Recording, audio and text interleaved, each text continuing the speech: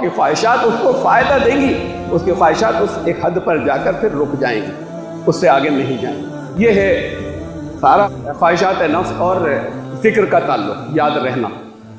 کس اسٹیج تک کس کو کیا یاد رہتا ہے؟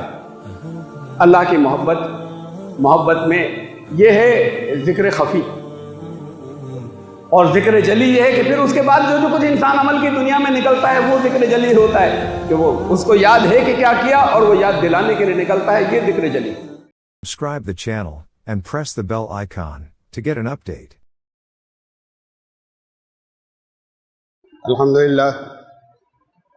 الحمدللہ الذی لہ حمدا کثیرا کما امر، واشہد ان لا الہ الا اللہ وحدہ لا شریک لہ، واشہد ان سیدنا و نبینا و مولانا محمدا عبدہ و رسولہ۔ برادران کرام، ذکر کا مطلب ہے یاد کرنا اور یاد دلانا۔ میں نے بہت مرتبہ بتایا یہاں، کوئی کسی مالا کے دانے ہلا کر کچھ زبان سے بولتے رہنا ذکر نہیں ہے۔ اسے آپ ورد کہہ لیں، جو کچھ بھی کہہ لیں، لیکن جب دل میں یاد نہیں آئی تو ذکر نہیں ہوا۔ فراٹے سے چاہے جتنی مرتبہ کسی نے کچھ بھی دہرایا، اس کے کچھ فائدے ہوں یا اس کی بھی بات نہیں کر رہا کہ فائدے نہیں، لیکن آج ذکر کی اور زیادہ گہری حقیقت پر میں روشنی ڈالوں گا، اور خاص طور سے ذکر کا تعلق خواہشات نفس، اپنے دل کے اندر انسان کے جو خواہشات پیدا ہوتی ہیں اس سے ذکر کا تعلق۔ دیکھیے، ذکر کی پریکٹیکل مثالیں عام لوگوں کی زندگی کے اندر چاروں طرف جو بکھری ہوئی ہیں، یاد رہ گیا، یاد کرنا، یاد رکھنا، یاد دلانا، ذکر۔ گرلز ہاسٹل کے اندر ایک خاموشی سے کسی جگہ چوری سے چھپے ایک لڑکا کسی لڑکی کے روم میں داخل ہو کے بولڈ کر لیتا ہے دروازہ، تھوڑی دیر بعد کوئی ناک کرتا ہے تو وہ پیچھے کی کھڑکی سے نکل کر بھاگتا ہے، اس لیے کہ اس کو یہ یاد ہے، یا اس وقت کم از کم یاد آتا ہے کہ اب پولیس آئے گی، قانون ہے، میجسٹریٹ کے آگے پیش ہونا ہوگا، سزا ہوگی، قانون کی سزا بھی ہوگی، اور جو سماج ہے اس کی نظر میں جو امیج آئے گی وہ بھی سزا ہے۔ تو اس سے بچنے کے لیے، یعنی اس کو یہ سزا یاد آ گئی فوراً، جو سماج دے گا وہ بھی اور جو قانون دے گا وہ بھی، تو وہ بھاگا۔ یہ اس کا ذکر ہے، اس کا سزا کو یاد رکھنا یا یاد آ جانا۔ ہر ایک کا ذکر الگ ہوتا ہے نا، اللہ نے کہا کہ یہ ساری کائنات ذکر کر رہی ہے، تسبیح کر رہی ہے۔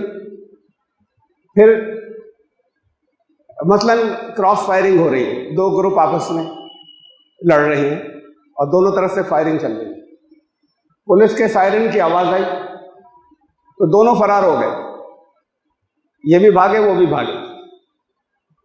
وہاں پھر یہ ہے کہ پولیس کا خوف، قانون کا خوف، یہ اس وقت ان کا ذکر تھا، اس کا یاد آنا کہ سزا جو ہے اس کی کتنی بڑی ہے۔ یہ فساد پھیلانے کے اندر اگر یا کوئی زخمی ہو گیا تو اور بھی زیادہ پکڑے گئے تھے۔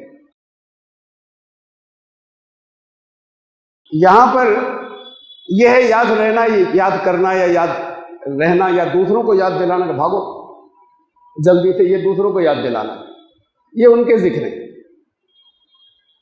تو یہ ذکر کسی نہ کسی لیول کے اوپر لوگوں کے ہر اسٹیج کے اوپر ہوتے ہیں۔ جب ہم مذہبی ذکر کی بات کریں تو یہ کہا جاتا ہے کہ ذکر دو طرح کے ہوتے ہیں، ذکر خفی اور ذکر جلی۔ ذکر جلی تو وہ ہوتا ہے جو سنائی دیتا ہے زور سے، اللہ اللہ، اور الگ الگ ہے، بہت زور زور کی آوازوں کے ساتھ۔ ذکر خفی انہی کلمات کو خاموشی سے ادا کیا جاتا ہے۔ ایک بزرگ تھے، انہوں نے تقریباً زبردستی سے ہمیں بیعت کر لیا تھا اپنے آپ سے، اچھے بہت نیک آدمی تھے، اور وہ سمجھ ان کی خوشگمانی یہ تھی کہ میں ان کے ساتھ میں جب ملتا ہوں تو ذرا بھائی بزرگ ہیں تو سر جھکا کے مل لیں۔ تو ان کے اپنے خیال میں تھا کہ میں خود بیعت ہونا چاہتا ہوں، اور مجھے تو ان چیزوں سے کوئی زیادہ ذہنی مناسبت بھی نہیں تھی، اور انہوں نے پکڑ کے جو طریقے ہوتے ہیں اس میں بیعت انہوں نے کر لیا، میں چپ رہا۔ تو اب انہوں نے مجھے ذکر بتایا کہ ہمارے سلسلے کا ذکر کیا کیا. مثلاً انہوں نے پورا نہیں بتا رہا میں آپ کو، اس سے آتے ہیں لا الہ الا اللہ، تو لا سب طرف دیکھ کے سب کی نفی کی، سر ہلایا، لا الہ الا اللہ، اندر قلب پہ زور سے الا اللہ، اور اس پہ قلب کا خیال آئے کہ یہ الا اللہ گھس گیا اندر، یا الا اللہ کی ضرب لگی یا چوٹ لگی دل پر. ان کا یہ اتنی دفعہ کیا کریں، اتنے دن میں اتنی دفعہ، اور اتنے مرتبہ، اتنے 100 مرتبہ یہ کیا کریں. یہ ہے ذکر جلی. ایک دفعہ ہم لوگ تذکیے کیا ایک پروگرام تھا، رات میں تہجد میں اٹھے ہوئے تھے ہم لوگ اپنے اپنے خاموشی سے، کہ یاد میں، قرآن میں، مختلف چیزوں میں، نماز میں لوگ مصروف تھے. اور اس میں ایک صاحب شروع ہو گئے، وہ اللہ اللہ اللہ، وہ بڑھتی جا رہی تھی آواز. کیا کر رہے ہیں میرے ایک دم تو سمجھ میں بھی نہیں آیا. جا کے دیکھا تو وہ تو آنکھیں بند تھیں ان کے، جھوم رہے تھے. ارے میں نے کہا ذکر میں ہے یہ، لیکن باقی سب کا تو ذکر گیا، ان کے ذکر سے جہاں وہ بیٹھے کر رہے تھے اپنا ذکر. اللہ کی یاد اچھی چیز ہے، دل میں بسا لینا بہت اچھی چیز ہے، اللہ کی محبت بہت زبردست چیز ہے. قرآن نے اس کے لیے ریکمینڈ کیا اقیم الصلاۃ لذکری، ذکر کرنا ہے میرا، یاد صلاۃ قائم کرو. جو نسخہ قرآن نے بالکل 2 لفظوں میں، جس میں لفظ صلاۃ بھی ہے، لفظ ذکر بھی ہے، اقیم الصلاۃ لذکری، میرے ذکر کے لیے میری یاد کو قائم رکھیں، نماز قائم کرنا. اب وہ نمازیں ذکر کی بچی ہی نہیں. نمازوں میں تو پتہ نہیں کس کس کے ذکر رہتے ہیں لوگوں کی، کس کس کی یادیں رہتی ہیں. وہ نہیں ہوتی تو بس وہ اللہ کی یاد نہیں ہوتی. تو یہ تو ریکمنڈیشن تھی اللہ کی اور میں نماز یا صلاۃ کے اوپر. جب پھر اس کے بعد اگر یہ صحیح ذکر ہو تو پھر تمام زندگی کی صلاۃ وہ عملی ذکر ایک بن جاتی ہے. یاد رکھنا، پھر اللہ کا قانون ذہن میں رہے، اور وہ قانون اور اللہ کے احکامات دوسروں کو یاد دلاتے چلے جائیں. یہ عملی ذکر. حضرت ابراہیم علیہ السلام جب صاحبزادے کو چھوڑائے وہاں پر، تو کہا کہ اے ہمارے رب اس لیے چھوڑا ہے، ربنا لیقیموا الصلاۃ، یہ یہاں صلاۃ قائم کریں ویرانے میں، وہاں سے جہاں بستی تھی وہاں پہ قائم کرواتے.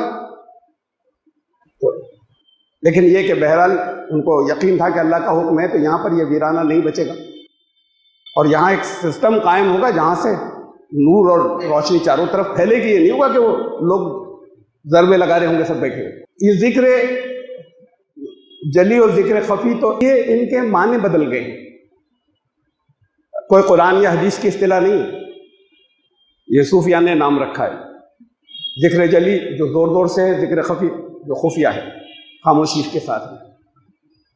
ان اصطلاح ہوتے ہیں سچ مچ، لیکن وہ جو کچھ یہ ریکمینڈ کرتے ہیں اصلاً وہ بھی ذکر نہیں. جو یہ بتاتے ہیں کہ یہ ہے خفیہ، ہے خود بڑا اہم بات ہے ذکر خفی، اور بڑی اہم بات ہے ذکر جلی اگر ہو. اور میں آپ کو اگر بتاؤں کہ یہ دونوں کیسے ہوں تو پھر مفہوم کچھ اور ہوگا، اور چیزیں خلط ملط ہو جائیں گی جب بات آگے چلے گی. کوئی ذکر جلی کسی چیز کو اور کہہ رہا ہے، کوئی ذکر جلی کسی اور چیز کو کہہ رہا ہے، ذکر خفی کسی اور چیز کو کہہ رہا ہے، کسی اور کو. تو میں چونکہ وہ بھی لوگوں کی مقرر کی ہوئی اصطلاح میں الگ 2 نام میں رکھتا ہوں، یہ سجیسٹ کرتا ہوں، ضروری نہیں کہ یہ نام رکھ لیے جائیں. ذکر نفسی جو اندر ہو، یعنی ذکر خفی کے بجائے، اور جسمانی ذکر یا جسم جسدی، آسانی کے لیے آپ جسم کو کہتے ہیں جو نظر آتا ہے، جسمانی ذکر جسمانی کہوں گا یہاں پر. یہ 2 طرح کے ذکر ہیں جو نظر آتا ہے. اب ہوتا یہ ہے کہ جزا اور سزا دنیا میں طرح طرح کے ذکر ہوتے ہیں. جیسے میں نے ابھی ذکر کی مثالیں دی، ہر ایک کے اپنے ذکر ہیں. کس حد تک کون یاد رکھتا ہے؟ کوئی یاد رکھتا ہے ایک چھوٹی سی لمٹ تک، خواہشات نفس کیا کہہ رہا ہے بس وہیں تک اس کا ذکر محدود ہوتا ہے. یعنی اس کی یاد کہ ہم ایسا کر لیں وہ فراموش کر دیتا ہے، وہ بھول جاتا ہے. انجام اس کا ذکر بھی ضروری تھا، یعنی اس کی یاد رہنا بھی ضروری تھی. اب معلوم ہے آپ لوگوں کو، اکثر لوگوں کو معلوم ہوگا، گال بلیڈر جو ہے وہ چکنائی کو ہضم کرتا ہے، ڈائجسٹ کرتا ہے جسم کے اندر. تو یہ گال بلیڈر جو ہے یہ اگر چکنائی زیادہ لوگ استعمال کرتے ہو کہیں، اور یہ روغن کے کھانے بڑا مزہ دیتے ہیں جو ہیلدی لوگ ہیں ان کو،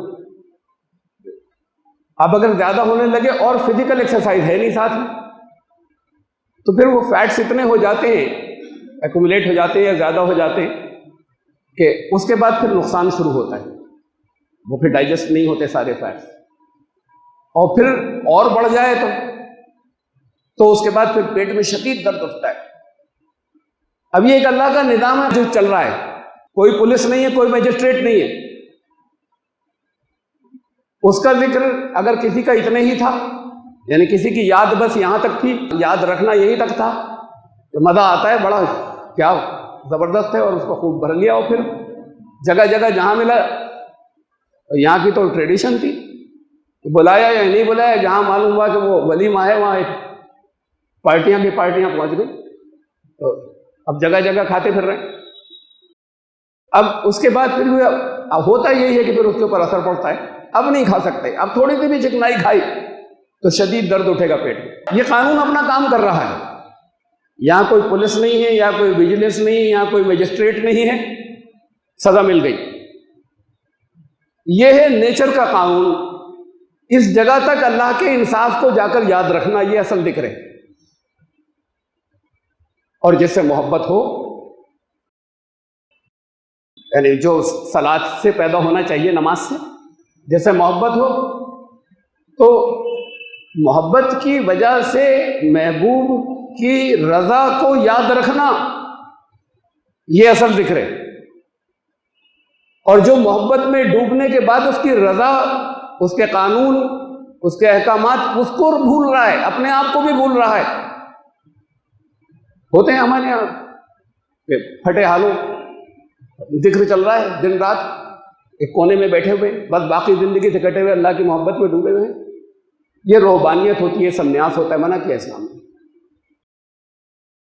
اب خواہشات نفس سے تعلق، اصل میں تو موضوع یہ تھا، میں اس جگہ آ رہا ہوں ذکر کا یا یاد کا۔ قرآن نے کہا، بتاتے لوگ حوالہ دیتے، یہ نفس بڑی بری چیز ہے، نفس کی پیروی تو برباد کر دیتی ہے۔ بہت سنا ہوگا آپ نے، جگہ جگہ اس بات کی تعلیم دی جاتی ہے، بہت تقریریں ہوتی ہیں۔ ہرگز نفس کی اتباع نہیں کرے، برباد ہو جائے گا، جہنم میں جائے گا۔ تب کہاں لکھا ہے؟ قرآن میں تو یہ بھی لکھا ہے نا، ابھی آپ اچھے طریقے سے رہیں، اچھی چیزیں کھائیں پیئیں، سلیقے سے اپنی حدوں میں رہتے ہوئے جو اللہ نے دی ہے نعمتیں خوب استعمال کریں۔ تو یہ نفس کہتا ہے، خواہش ہوتی ہے کہ جو ہماری ضرورت کی چیزیں وہ اچھی ہوں ہمارے پاس۔ تو قرآن نے خود کہا ہے، قل من حرم زینت اللہ التی اخرج لعبادہ، کون کہہ رہا ہے تم سے یہ کہ اللہ نے جو اپنی زینت کی جو چیزیں اللہ نے زمین سے نکالی ہیں اپنے بندوں کے لیے، اسے کون کہہ رہا ہے کہ حرام ہے؟ تو بڑے سخت الفاظ ہے کہ کون کہہ رہا ہے کہ یہ حرام ہے۔ اور نیکی کی یا اللہ والے ہونے کی، اللہ سے محبت کی انتہا یہ کہ ان سب کو اپنے اوپر حرام مانا جاتا ہے، کہ وہ اپنے اوپر حرام کر لیں ان تمام چیزوں کو۔ یہ روحانیت اور سنیاس ہے، محبت کی وجہ اگر سے اس جگہ پر انسان پہنچ جائے۔ محبت کی وجہ سے جو محبت کے تقاضے ہیں وہ یہ ہے کہ اس کی رضا کے اوپر عمل کرنے کے لیے نکل کھڑا ہو، جو بھی اس کی رضا ہے یہاں کے لیے۔ اس میں یہ ذکر میں خواہشات نفس کی بھی بات کر رہا تھا کہ کہاں ہے قرآن میں؟ کیا وہ ہے نہیں؟ فَإِنَّ الْجَنَّةَ هِيَ الْمَأْوَىٰ، جس نے خواہشات کی اپنی نفی کی، اس سے دور رہا، اس کا ٹھکانہ جو ہے بڑا خوشگوار ہوگا اس دنیا میں، اور جہاں سے جانے کے بعد بھی جنت ہو۔ اپنے آپ کو خواہشات کے پیچھے نہیں چلنے دیا، خواہشات جو ہیں ان سے بچتا رہا ہے، صاف صاف ہے قرآن کہ اسے منع کیا ہے۔ تو پھر یہ کیا ہے کہ یہ تو زینت، ارے اختیار کرو بھائی، بلکہ یہ کہا کہ عبادت کے لیے جا رہے ہو، نہیں اور زیادہ کرو اختیار۔ مسجد جا رہے ہو، اللہ کے دین کے کام کے لیے جا رہے ہو، خذوا زینتکم، اچھے حلیے میں جاؤ۔ زینت صرف اچھا حلیہ ہی نہیں، زینت اختیار کرو، خذوا زینتکم عند کل مسجد، ہر دین کے کام میں جاتے وقت ذرا اور اچھے انداز میں، اچھے لکس کے ساتھ میں جو اللہ نے میسر کیا اس کے ساتھ جانا، پھٹے حالوں نہیں۔ پھر یہ کیا کہہ رہے ہیں؟ یہ آیت ادھوری ہے، پوری آیت ایسے جیسے لا الہ الا اللہ ہم کہیں تو اب خالی لا الہ کہنا کوئی شروع کر دے، کوئی خدا نہیں، کوئی الہ نہیں، کوئی الہ نہیں، الا اللہ سے بات پوری ہوتی ہے۔ وَأَمَّا مَنْ خَافَ مَقَامَ رَبِّهِ وَنَهَى النَّفْسَ عَنِ الْهَوَىٰ، جو اپنے رب کا جو اس کا مقام ہے، انصاف کا، اس کے قانون مکافات عمل، law of cause and effect, جیسا کرے گا ویسا رزلٹ دے دیا جائے گا۔ ذرا سا کسی کے ساتھ کوئی نہ پارشلٹی ہوگی اور نہ رعایت ہوگی، اور اس کو پوری پاور ہے ایسا کر دینے کی جو اس مقام کا خوف دل میں رکھتا رہا کہ اس سے کہیں نہ ہٹ جائیں۔ وَنَهَى النَّفْسَ عَنِ الْهَوَىٰ، اور اس کے خلاف جو خواہشات پیدا ہو رہی ہے دل کے اندر، اس سے بچتا رہا۔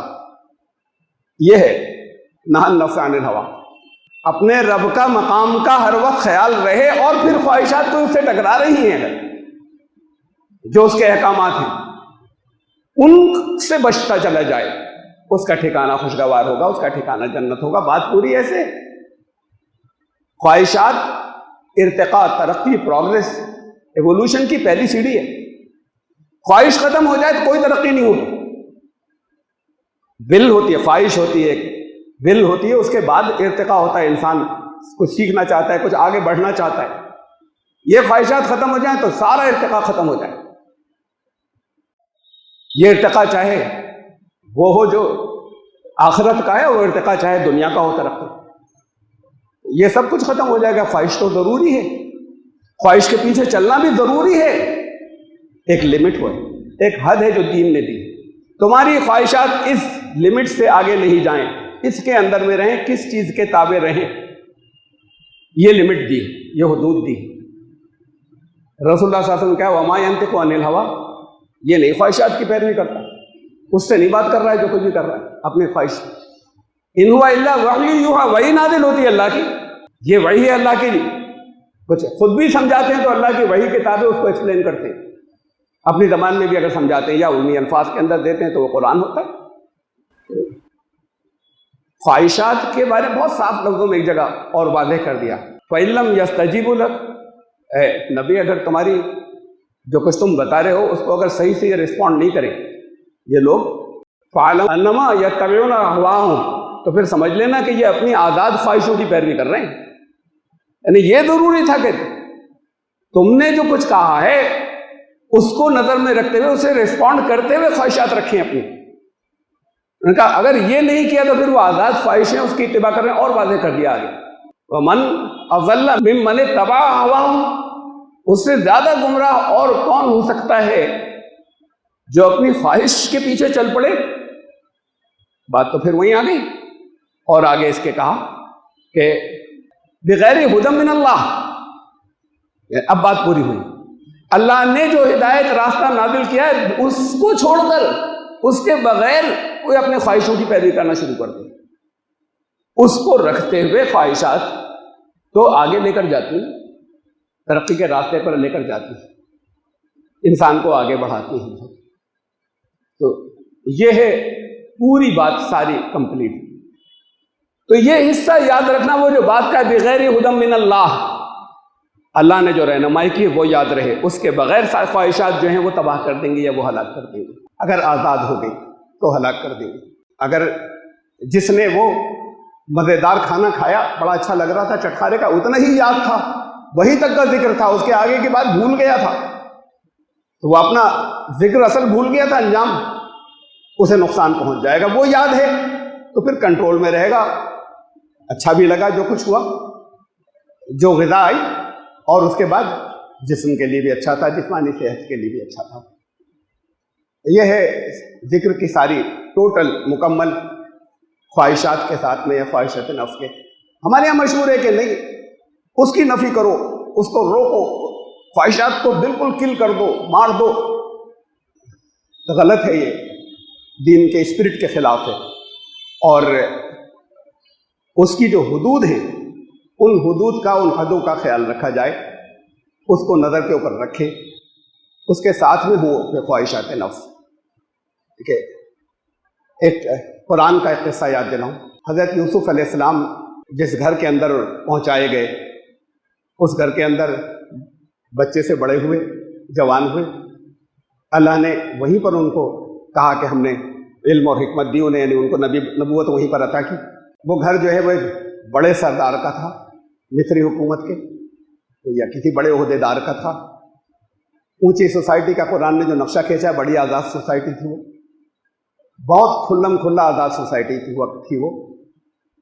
وہاں پر ان کا کوئی اور اولاد نہیں تھی، وہ تو جاتا تھا اپنے کاموں سے یا اپنے جو کچھ بھی اس کی مصروفیات تھی۔ گھر میں حضرت یوسف اور اس کی بیوی اکیلے ہوتے تھے۔ اس نے ان کو لبھانے کی کوشش کی، ڈورے ڈالنے شروع کیے، حضرت یوسف بچتے رہے۔ آخر ایک دن اس نے آخری وار کیا تو کہ دروازہ بند کر کے گناہ کی دعوت دی۔ تو قرآن کہتا ہے کہ وَلَقَدْ هَمَّتْ بِهِ، وہ عورت تو پوری طریقے سے ارادہ کر کے مائل ہوئی چکی تھی اس کی طرف، یوسف کی طرف۔ وَهَمَّ بِهَا لَوْلَا أَن رَأَىٰ بُرْهَانَ رَبِّهِ، اور یوسف بھی مائل ہو جاتے اس عورت کی طرف۔ لولا رَأَىٰ بُرْهَانَ رَبِّهِ، اگر انہوں نے اپنے رب کی واضح صاف دلیل نہیں دیکھی ہوتی۔ برہان لفظ ہے، برہان کلیئر دلیل۔ اب ہمارے یہاں وہ سب کچھ نہیں تھا، کیوں نہیں سمجھ میں آتی بات لوگوں کی؟ اب کہ اپنی جگہ جگہ سے معلوم نہیں کہاں کہاں سے تخیلات لائے ہیں۔ حضرت یعقوب نظر آئے والد، ان کو منع کر رہے ہیں غلط ہے یہ، ورنہ تو جھک جاتے ہو۔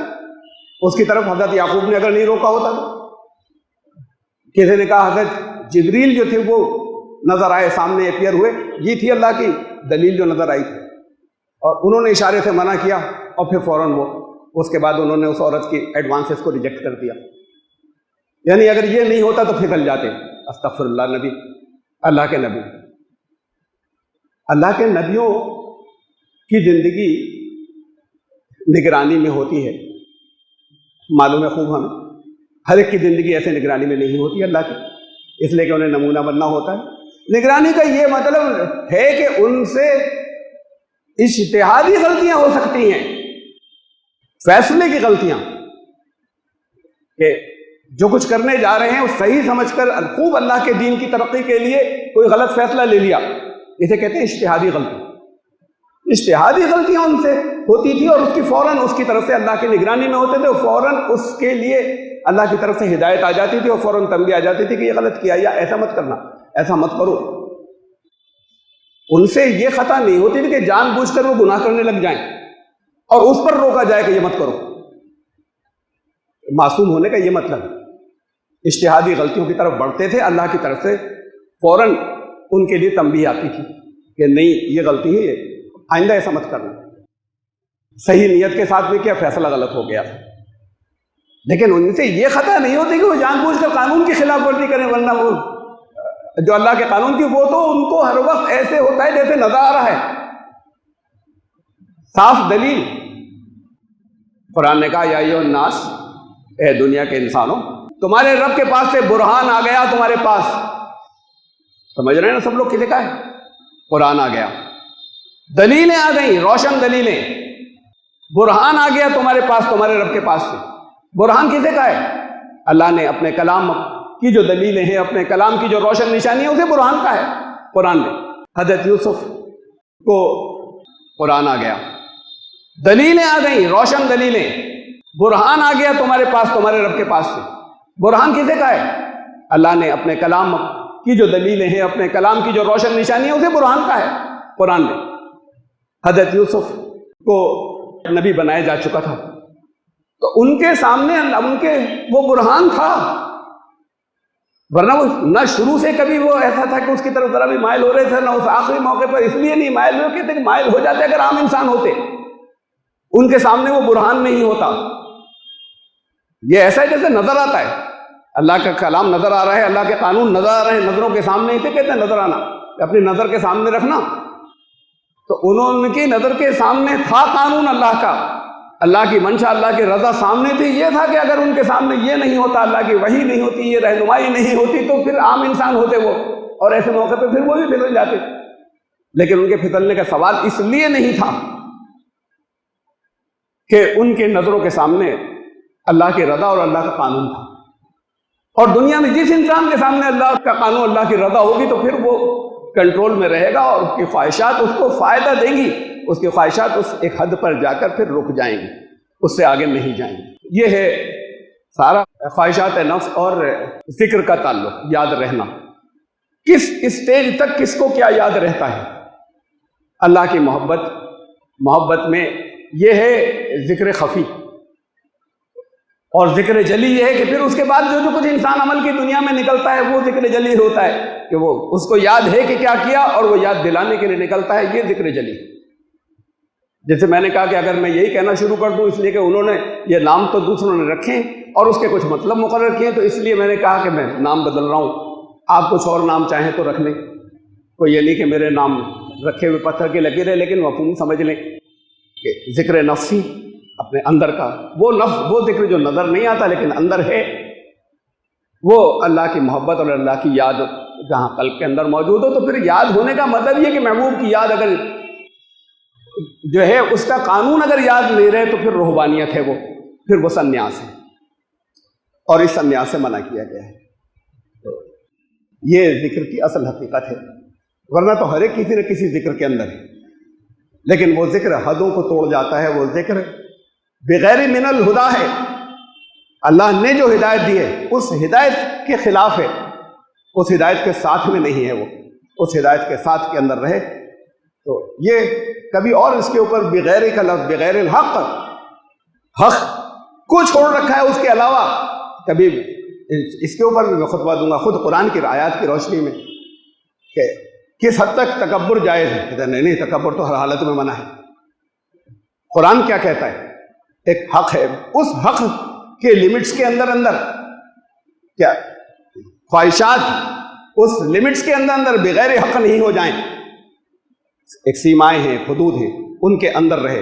ایسی اور بہت سی چیزیں جیسے سمجھتے ہیں یہ تو بہت سخت گناہ ہے، نہیں ہے، ایک لمٹ ہے جہاں تک اس کا ایک توازن ہے اور ایک بیلنس ہے، اس کے آگے پھر یہ انسان کو تباہ کرتا ہے۔ گناہ اسی لیے انسان کو تباہ کر دیتا ہے، سوسائٹی کو تباہ کر دیتا ہے، معاشرے کو تباہ کر دیتا ہے، جب اس لمٹ کو کراس کرتا ہے، اس حد کو پار کرتا ہے جو حق نہیں ہے۔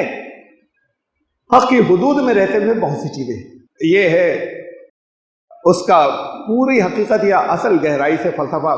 میں اور بہت سی مثالیں دیتا یا بہت سی اور چیزیں میں اس کے سلسلے میں بتاتا، لیکن میں سمجھتا ہوں کہ جو ہمارے پاس لمیٹڈ ٹائم تھا اس کے اندر محدود ہے۔ ذکر اصلاً کسے کہتے ہیں، اس کے ذکر کی اصل حقیقت کیا ہے، اس کے لیمٹس کیا ہوں، اس کے تقاضے کیا ہیں، اور کن کن چیزوں سے وہ نہیں روکتا۔ وہ اللہ نے جو انسان کو جو خواہشات دی ہیں، لیکن ان کی ایک حد بندی کرتا ہے، اس حد سے نکلے اور پھر انسان خود اپنے آپ کو ہلاک کرنا شروع کر دیتا ہے، کہیں معاشرے کو ہلاک کرنا شروع کر دیتا ہے۔ یہ خالی یہ اللہ آوازیں اچھی نیت کے ساتھ میں کرتے ہیں، ہو سکتا ہے کہ دل کے اندر محبت پیدا ہو جاتی ہو، لیکن وہ محبت جو انسانوں سے کاٹ دے، وہ محبت اللہ کی رضا کا تقاضا نہیں ہے، یہ سیدھے پہنچ گیا خدا کے پاس۔ آپ کو یاد ہوگا نا، آپ میں سے بہت سے لوگوں کو واقعہ معلوم ہوگا، میں نے بھی سنا ہے، بعض کو وہ یاد ہوگا، ہو سکتا ہے کچھ کو نہیں معلوم ہو، کہ ایک بزرگ کو، ایک بستی کو اللہ نے تباہ کرنے کا ارادہ فرمایا، تو کہا کہ جب حکم دیا تو فرشتے کانپ گئے دیکھ کر کہ یہاں تو ایک بزرگ ہے، ولی ہیں، اور یہ ولی بھی ساتھ میں تباہ ہو جائیں گے، اور وہ ولی ایسے ہیں کہ 70 سال میں ایک مرتبہ بھی کہیں کوئی نافرمانی نہیں کی تھی انہوں نے۔ فرشتوں نے فریاد کی کہ اللہ یہ بھی ہلاک ہو جائے گا، حکم ہوا اسی کے مسلح سے عذاب کو شروع کرو۔ رسول اللہ صلی اللہ علیہ وسلم کا سنایا ہوا واقعہ ہے کہ اسی کے مسلح سے عذاب کو شروع کرو۔ یہ کیسا ولی ہے؟ ولی تو دوست کو کہتے ہیں، دنیا جل رہی تھی، جہنم میں جا رہی تھی، اسے اپنی فکر تھی، تو یہ منع ہے، یہ مطلوب نہیں ہے۔ اگر وہ اللہ لوگوں کو اس کے اندر کھو دے اور وہ اس کے اوپر مجبور نہیں کرتے، اندر اگر اللہ آ رہا ہے کہیں پر، اللہ کی محبت آ رہی ہے، تو وہ محبت کے تقاضے پورے کرنے کے اوپر مجبور کر دے، تو وہ محبت نہیں ہے جو مطلوب ہے۔ وہ محبت اس جگہ ہے جس سے منع کیا گیا ہے۔ یہ کل ملا کر لب لباب اور نچوڑ ہے، اور بہت اونچی چیز ہے۔ میں نے کہتا ہے صلاۃ سے اونچی چیز ہے نماز سے ذکر، اس لیے کہ ذکر تو مقصد ہے، صلاۃ ذریعہ ہے۔ اقیم الصلاۃ علی ذکری، صلاۃ قائم کرنا میری یاد، میری ذکر کے لیے، میری یاد کے لیے، لیکن یاد آئے نا،